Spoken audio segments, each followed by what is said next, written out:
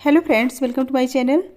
जैसे कि आप लोग जानते हैं, अभी तक किसी टॉपिक से मैं क्वेश्चन लाया करती थी, लेकिन आज से मैं न्यू क्लास स्टार्ट कर रही हूँ, यानी कि प्रैक्टिस सेट। तो आज पहला प्रैक्टिस सेट है। अगर कोई मेरे चैनल पर नया है तो प्लीज़ चैनल को सब्सक्राइब कर लीजिएगा और ज़्यादा से ज़्यादा संख्या में शेयर कीजिए और पसंद आए तो प्लीज़ लाइक कीजिएगा। आई होप ये क्लास आप लोगों को पसंद आएगी। चलिए देर न करते हुए आज का क्लास स्टार्ट करते हैं। और आज का पहला क्वेश्चन है, किसने कहा कि समाजशास्त्र सामाजिक व्यवस्था एवं सामाजिक प्रगति का अध्ययन है? ऑप्शन है A Auguste Comte, B Herbert Spencer, C Emmanuel Durkheim और डी मैक्स वेबर। इसमें राइट आंसर बताइए। इसमें राइट क्या होगा? Option A Auguste can't.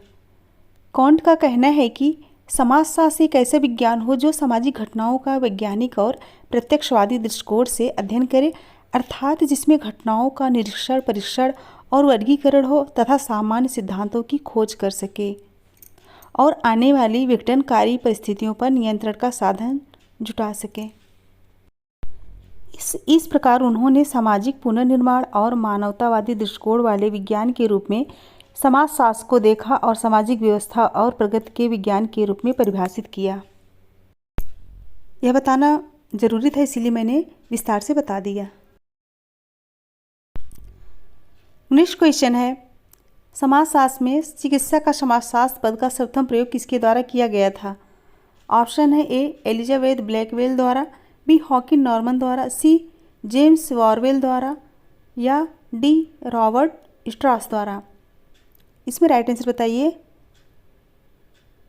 Right क्या होगा? ऑप्शन डी रॉबर्ट स्ट्रास द्वारा। उन्होंने ही चिकित्सा का समाजशास्त्र पद का सर्वप्रथम प्रयोग किया। नेक्स्ट क्वेश्चन है, अगस्त कॉन्ट के अनुसार बौद्धिक विकास के प्रत्यक्ष स्तर पॉजिटिव स्टेज पर किस प्रकार की सामाजिक इकाई पाई जाती है? यानी कि प्रत्यक्ष स्तर पर पॉजिटिव स्टेज पर किस प्रकार की सामाजिक इकाई पाई जाती है? ऑप्शन है ए परिवार, बी राज्य, सी मानवता और डी उपरोक्त में से कोई नहीं। इसमें राइट आंसर क्या होगा? इसमें राइट आंसर बताइए। ऑप्शन सी मानवता। अगस्त कॉन्ट के अनुसार बौद्धिक विकास के प्रत्यक्ष स्तर यानी पॉजिटिव स्टेज पर मानवता की सामाजिक इकाई पाई जाती है। नेक्स्ट क्वेश्चन है, किसने कहा कि सजातीयता से विजातीयता की ओर अग्रसर होना प्रगति का सार्वभौमिक नियम है? सजातीयता से विजातीयता की ओर अग्रसर होना प्रगति का सार्वभौमिक नियम है। ऑप्शन है A Auguste Comte, B Herbert Spencer, C Charles Darwin और डी मैकाइबर। इसमें राइट आंसर बताइए। राइट क्या होगा? Option B Herbert Spencer. Herbert Spencer के मतानुसार विकास की प्रक्रिया या नियम समाज पर भी लागू होता है, क्योंकि समाज भी एक निश्चित असंबद्धता से निश्चित संबद्ध भिन्नता में बदलता है। नेक्स्ट क्वेश्चन है, गेमाइनशॉफ्ट एवं गैसेलशॉफ्ट की अवधारणा किसने दी? ऑप्शन है ए सीमेल, बी स्मॉल, सी टॉनिज और डी मैक्स वेबर। इसमें राइट आंसर बताइए। इसमें राइट क्या होगा? Option C Tonnies. इस अवधारणा की रचना सन 1887 में एफ टॉनिज ने अपनी रचना गेमिनशेफ्ट एवं बंध समाज या समुदाय एवं गैसेलशेफ्ट समिति में की। टॉनिज के अनुसार गेमाइनशेफ्ट घनिष्ठता, अस्थायित्व तथा समाज में एक दूसरे की परिस्थिति के अस्पष्ट बोध पर आधारित संबंधों के ताने बाने द्वारा समुदाय के अर्थ का प्रतिनिधित्व करता है और गैसेलशेफ्ट का प्रयोग समिति के अर्थ के रूप में होता है। नेक्स्ट क्वेश्चन है, दुर्खीम ने 4 तरह की आत्महत्या का वर्णन किया है। इसमें से 3 है अहमवादी, परार्थवादी तथा आदर्शहीनतावादी। और चौथा प्रकार कौन सा है? ऑप्शन है ए विचलित आत्महत्या, बी भाग्यवती आत्महत्या, सी रोगजनित आत्महत्या और डी असामान्य आत्महत्या। इसमें राइट आंसर बताइए। क्वेश्चन नंबर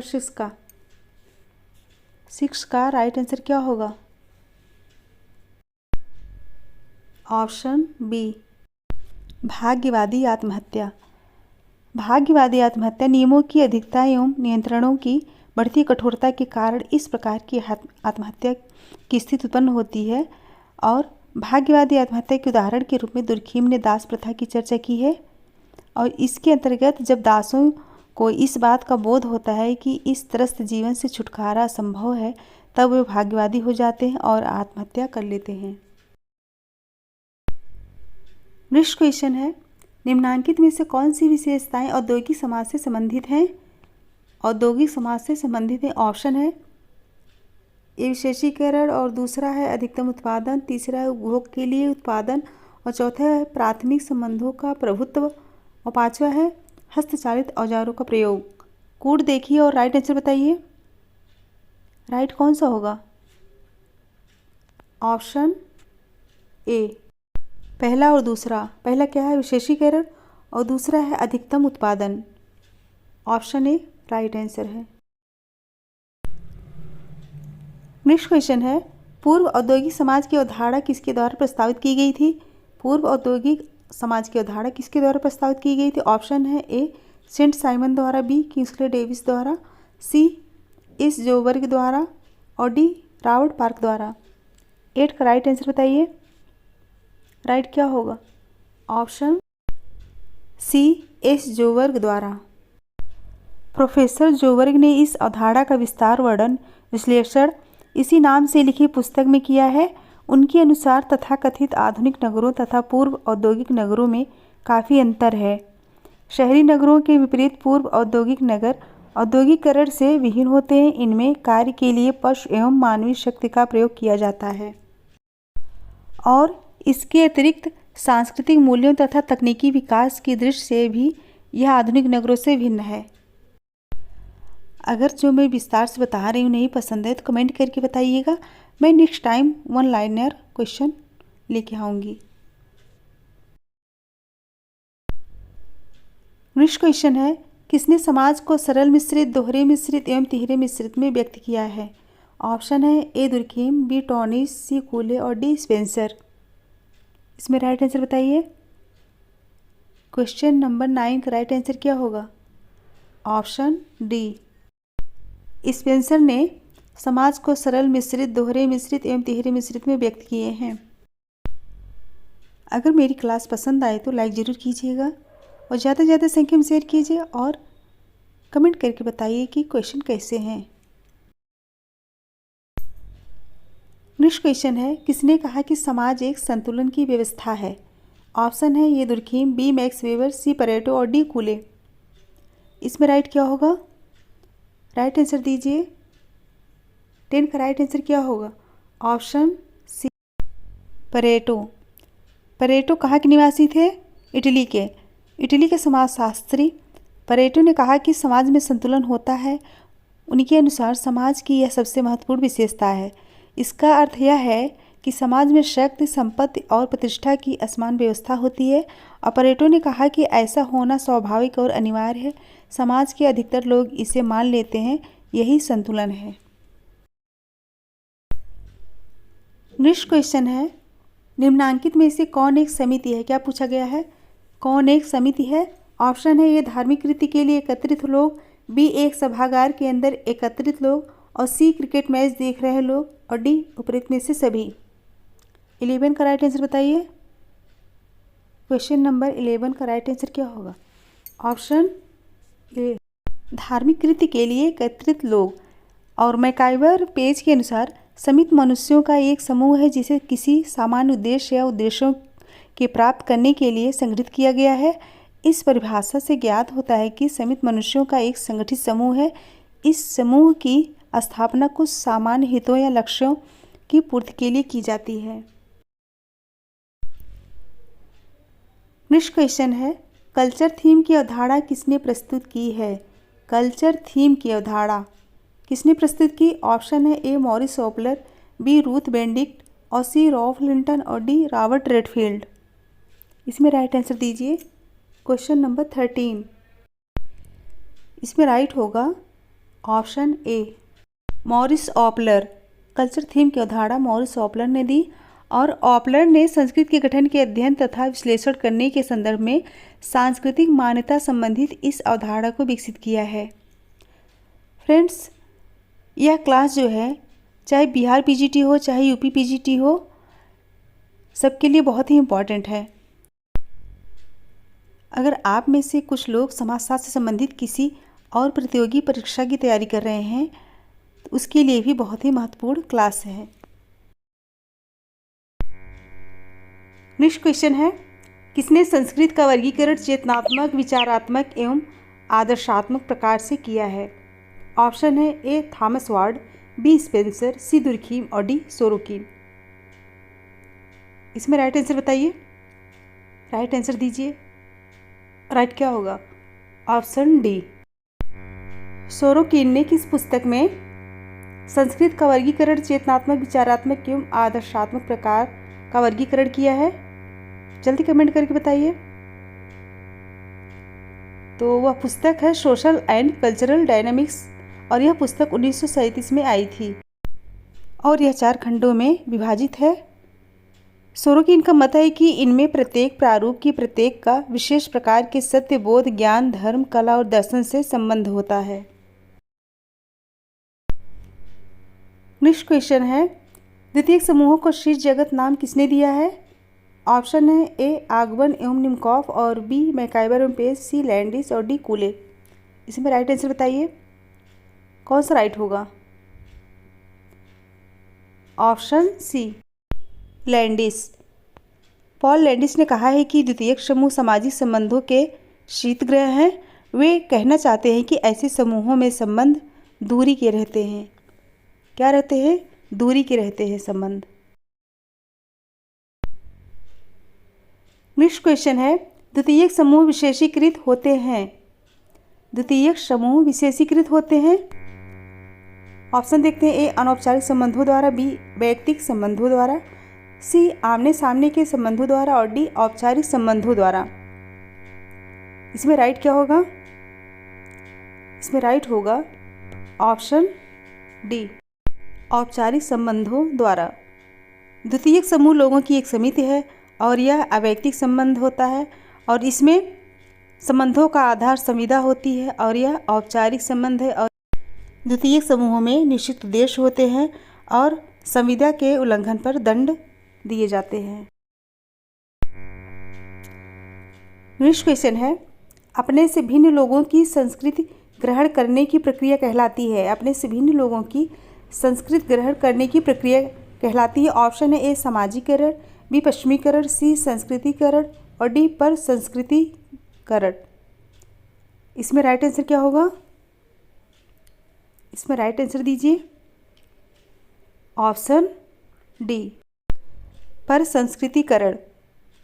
बीर स्टीड ने बहुत सरल शब्दों में कहा है, अपने से भिन्न लोगों की संस्कृति ग्रहण करने की प्रक्रिया पर संस्कृतिकरण कहलाती है। क्या कहलाती है? पर संस्कृतिकरण कहलाती है। नेक्स्ट क्वेश्चन है, जनरीतियाँ रूढ़ियाँ बन जाती हैं। जनरीतियाँ रूढ़ियाँ बन जाती हैं जब ऑप्शन है ए उनकी पूर्त समूह के कल्याण के लिए आवश्यक और महत्वपूर्ण समझी जाने लगती है और नंबर 2 पे है समाज में उनके उल्लंघन के प्रति अधिक सहिष्णुता दर्शाने लगता है और 3 है लोग उपहास और हल्की आलोचना जैसी अनौपचारिक अभिमतियों का सहारा लेने लगते हैं और 4 है उचित और अनुचित संबंधी विचार उनसे जुड़ने लगते हैं। कूट देख के राइट आंसर बताइए। पहले में है केवल एक, दूसरे में है पहला दूसरा और तीसरे में है दूसरा चौथा और चौथे में है पहला और चौथा। तो इसमें राइट आंसर बताइए। क्वेश्चन नंबर 18 का राइट आंसर क्या होगा? ऑप्शन डी, पहला और चौथा। पहला क्या है? उनकी पूर्ण समूह के कल्याण के लिए आवश्यक और महत्वपूर्ण समझी जाने लगती है और चौथा क्या है? उचित और अनुचित संबंधी विचार उनसे जुड़ने लगते हैं। पहला और चौथा ऑप्शन राइट होगा। नेक्स्ट क्वेश्चन है, एक व्यक्ति जिसे वह समूह स्वीकार नहीं करता, जिसकी सदस्यता वह चाहता है एवं जिसे उसका अपना समूह अस्वीकार कर लेता है कहलाता है। फिर से सुनिए, एक व्यक्ति जिसे वह समूह स्वीकार नहीं करता, जिसकी सदस्यता वह चाहता है एवं जिसे उसका अपना समूह अस्वीकार कर देता है वह क्या कहलाता है? ऑप्शन है ए परिकीकृत व्यक्ति, बी आदर्श शून्य व्यक्ति, सी सीमांत व्यक्ति और डी असामान्य व्यक्ति। इसमें राइट आंसर क्या होगा? इसमें राइट होगा ऑप्शन सीमांत व्यक्ति। दो भिन्न एवं विशिष्ट सांस्कृतिक समूहों में सहभागी होने के कारण असामंजस्यता तथा मानसिक संघर्ष की स्थिति से ग्रस्त व्यक्ति को सीमांत व्यक्ति की संज्ञा दी गई है। ऐसा व्यक्ति दोनों में से किसी भी एक समूह के प्रति निष्ठावान एवं समर्पित नहीं होता और न ही वह दोनों में से किसी एक समूह के व्यक्तियों जिनके साथ वह अपना तादात्म्य स्थापित करता है उसके द्वारा पूर्णतः स्वीकार किया जाता है। नेक्स्ट क्वेश्चन है, जनजातियों में युवा संगठन कहलाता है। क्या पूछा गया है? जनजातियों में युवा संगठन कहलाता है। ऑप्शन है ए मोरुंग, बी इलोची और सी रेंगबंग, डी डॉर्मेट्री। इसमें राइट आंसर दीजिए। इसमें राइट आंसर दीजिए। राइट क्या होगा? 20 का right answer option D dormitory. आदिवासी समाजों में कुछ ऐसी समितियां अथवा संगठन पाए जाते हैं जिनका कार्य अपने समाज के युवक युवतियों को अपने समाज की संस्कृति में शिक्षित दीक्षित करना और उनके लिए वैवाहिक जीवन की आवश्यक पृष्ठभूमि तैयार करना तथा उन्हें भावी जीवन के सभी पहलुओं को जानकारी देना है। ये संगठन ही युवागृह कहलाते हैं। नेक्स्ट क्वेश्चन है, प्रोन्नति के मामले में आरक्षण लागू है। प्रोन्नति के मामले में आरक्षण लागू है केवल ऑप्शन देखिए ए अनुसूचित जातियों और अनुसूचित जनजातियों के लिए, बी अनुसूचित जातियों और अन्य पिछड़े वर्गों के लिए, सी अनुसूचित जनजातियों और अन्य पिछड़े वर्गों के लिए और डी उपयुक्त में से किसी एक के लिए नहीं। इसमें राइट आंसर बताइए। इसमें राइट आंसर होगा ऑप्शन ए अनुसूचित जातियों और अनुसूचित जनजातियों के लिए। 77वें संविधान संशोधन 1995 द्वारा जोड़ा गया नया खंड अनुच्छेद 16(4) क में अनुसूचित जाति एवं अनुसूचित जनजाति के वर्गों के लिए सरकारी सेवाओं में प्रोन्नति में आरक्षण करने की शर्त प्रदान करता है। नेक्स्ट क्वेश्चन है, भारतीय संविधान का कौन सा अनुच्छेद अनुसूचित जाति एवं अनुसूचित जनजातियों के लिए सेवाओं में छूट प्रदान करता है? किसमें सेवाओं में छूट प्रदान करता है? ऑप्शन है ए अनुच्छेद 350, बी अनुच्छेद 335 और सी अनुच्छेद 345 और डी अनुच्छेद 340। प्लीज़ बताइए कौन सा ऑप्शन राइट होगा? Option B. ऑप्शन बी अनुच्छेद 335। भारतीय संविधान का अनुच्छेद 335 जो है अनुसूचित जाति एवं अनुसूचित जनजातियों के लिए सेवाओं में छूट प्रदान करता है। नेक्स्ट क्वेश्चन है, मैक्स वेबर के अनुसार सामाजिक संस्तरण के आधार क्या है? मैक्स वेबर के अनुसार सामाजिक संस्तरण का आधार क्या है? ऑप्शन है ए वर्ग परिस्थिति एवं संपत्ति, बी शक्ति संपत्ति एवं सम्मान और सी है वर्ग संपत्ति और शक्ति और डी है वर्ग जाति एवं परिस्थिति। कौन सा ऑप्शन राइट होगा? राइट आंसर दीजिए। ऑप्शन बी शक्ति संपत्ति एवं सम्मान। मैक्स वेबर ने मार्क्स के सभी विचारों का खंडन नहीं किया। मार्क्स की तरह वेबर ने भी उस तथ्य को स्वीकार किया है कि आर्थिक आधार संस्तरण का एक बहुत ही महत्वपूर्ण निर्धारक है, लेकिन इस विषय पर वेबर ने मार्क्स से थोड़ा आगे प्रयास किया है। नेक्स्ट क्वेश्चन है, निम्नांकित में से किस पुस्तक में लिंटन ने सामाजिक परिस्थिति को प्रदत्त परिस्थिति एवं अर्जित परिस्थिति इन दो भागों में वर्गीकृत किया है? ऑप्शन है ए मैन एंड कल्चर और B patterns of culture, C primitive culture और D the study of man. इसमें राइट आंसर दीजिए। इसमें राइट क्या होगा? ये तो इजी है। इसमें राइट आंसर होगा option D the study of man. Ralph Linton ने अपनी पुस्तक द स्टडी ऑफ मैन 1936, यह पुस्तक कब आई थी? सन 1936 में, और सामाजिक परिस्थिति को प्रदत्त परिस्थिति और अर्जित परिस्थिति दो भागों में वर्गीकृत किए हैं इसी पुस्तक में। नेक्स्ट क्वेश्चन है, निम्नलिखित में से कौन सा एक अर्जित परिस्थिति का उदाहरण है? निम्नलिखित में से कौन सा एक अर्जित परिस्थिति का उदाहरण है? ऑप्शन है ए जात की सदस्यता, बी किसी चिकित्सक का पुत्र होना और सी इंजीनियर बनना और डी भ्रातृत्व। इसमें राइट आंसर बताइए। 25 का राइट आंसर क्या होगा? ऑप्शन सी इंजीनियर बनना। किसी सामाजिक व्यवस्था में वह पद जो एक व्यक्ति प्रयासों, बहुधा प्रतिस्पर्धा, विशिष्ट योग्यता, ज्ञान और निपुणताओं द्वारा प्राप्त करता है, अर्जित परिस्थिति कहलाती है। इंजीनियर बनने के लिए व्यक्ति को सक्रिय प्रयास करने पड़ते हैं। नेक्स्ट क्वेश्चन है, भूमिका संघर्ष में भूमिका निष्पादन के तरीकों का प्रतिपादन किसने किया है? भूमिका संघर्ष में भूमिका प्रतिपादन के तरीकों का प्रतिपादन किसने किया है? ऑप्शन है ए नॉडेल, बी लिंटन, सी मर्डॉक और डी मर्टन। 26 का राइट आंसर बताइए। राइट क्या होगा? Option D Merton.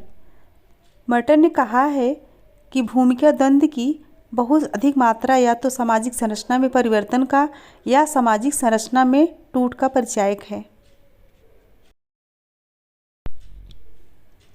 Next question है, किसने भूमिकाओं को संबंधात्मक भूमिका और गैर संबंधात्मक भूमिका के रूप में वर्गीकृत किया है?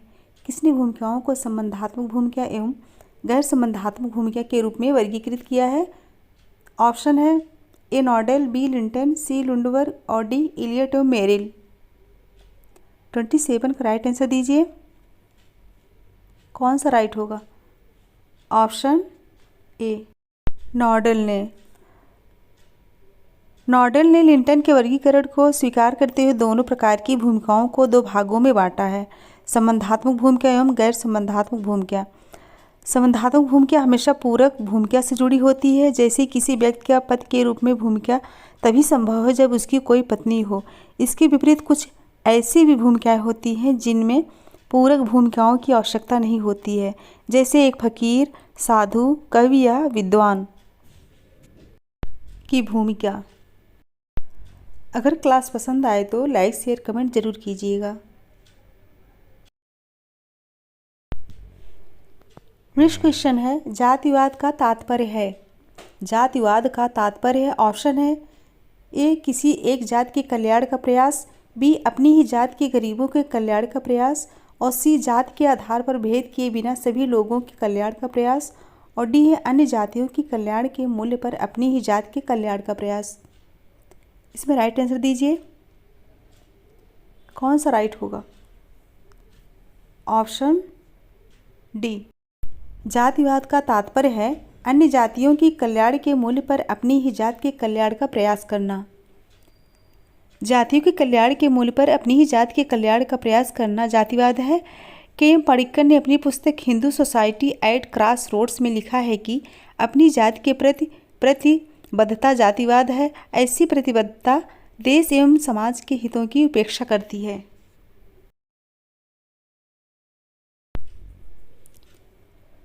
नेक्स्ट क्वेश्चन है, कार्ल मार्क्स के अनुसार पृथक व्यक्ति वर्ग का निर्माण करते हैं, जबकि ऑप्शन है ए उत्पादक शक्तियों के साथ उनका एक जैसा संबंध हो, बी दूसरे वर्ग के साथ उन्हें सामान्य लड़ाई लड़नी हो और सी है वे किसी राजनीतिक दल की सदस्यता ग्रहण कर ले और डी है वे संयुक्त प्रयास द्वारा अपनी जीविका अर्जित कर ले। इसमें राइट आंसर बताइए कोड देख के। कोड क्या है? ए पहला और दूसरा और बी दूसरा और तीसरा और सी है तीसरा तथा चौथा और डी है पहला तथा चौथा। कौन सा राइट होगा? इसमें राइट होगा ऑप्शन ए पहला तथा दूसरा। पहला क्या है? उत्पादक शक्तियों के साथ उनका एक जैसा संबंध हो और दूसरा क्या है? दूसरे वर्ग के साथ उन्हें सामान्य लड़ाई लड़नी हो। कार्ल मार्क्स के अनुसार पृथक व्यक्ति वर्ग का निर्माण करते हैं, जबकि उत्पादक शक्तियों के साथ उनका एक जैसा संबंध हो तथा किसी दूसरे वर्ग के साथ उन्हें सामान्य लड़ाई लड़नी हो। नेक्स्ट क्वेश्चन है, जाति और वर्ग के बीच अंतर से संबंधित निम्नलिखित वक्तव्यों में से कौन सा एक वक्तव्य सही नहीं है? क्या पूछा गया है? जाति और वर्ग के बीच अंतर से संबंधित निम्नलिखित वक्तव्यों में से कौन सा एक वक्तव्य सही नहीं है? ऑप्शन देखते हैं। ए जाति परंपरागत रूप में बंध प्रकृति की होती है, परंतु वर्ग मुक्त प्रकृति का होता है। और बी है जात की सदस्यता जीवन पर्यंत चलती है परंतु वर्ग की सदस्यता जीवन पर्यंत नहीं भी चल सकती है। और सी है जातियों की उत्पत्ति वर्ण व्यवस्था से हुई है परंतु वर्गों की नहीं। और डी है जाति वर्ग में अंतर्निहित होती है परंतु वर्ग जाति में अंतर्निहित नहीं होता। इसका राइट आंसर दीजिए। इसमें राइट क्या होगा? इसमें राइट आंसर होगा ऑप्शन डी, जाति वर्ग में अंतर्निहित होती है परंतु वर्ग जाति में अंतर्निहित नहीं होता। कई बार यह कहा जाता है कि भारत की जातियाँ वर्ग बन रही हैं। कुछ समाजशास्त्रियों ने यह भी कहा है कि जाति एक बंद वर्ग है और वर्ग एक खुली जाति है। वास्तविकता यह है कि प्रत्येक जाति में वर्ग होते हैं और इन वर्गों का संबंध सामान्य वर्गों से होता है। एक ब्राह्मण जाति व्यवस्था में शीर्ष होकर गरीब वर्ग का भी हो सकता है। इस दृष्टि से जाति जहाँ वंशानुगत है वहीं अपनी संरचना में वर्ग भी है। फ्रेंड्स, वीडियो के लास्ट में एक क्वेश्चन है, उस क्वेश्चन का आंसर आप लोग दीजिए कमेंट करके। तो मेरे साथ बने रहने के लिए thank you so much. Goodbye everyone and good night. Last question का आंसर जरूर दीजिएगा।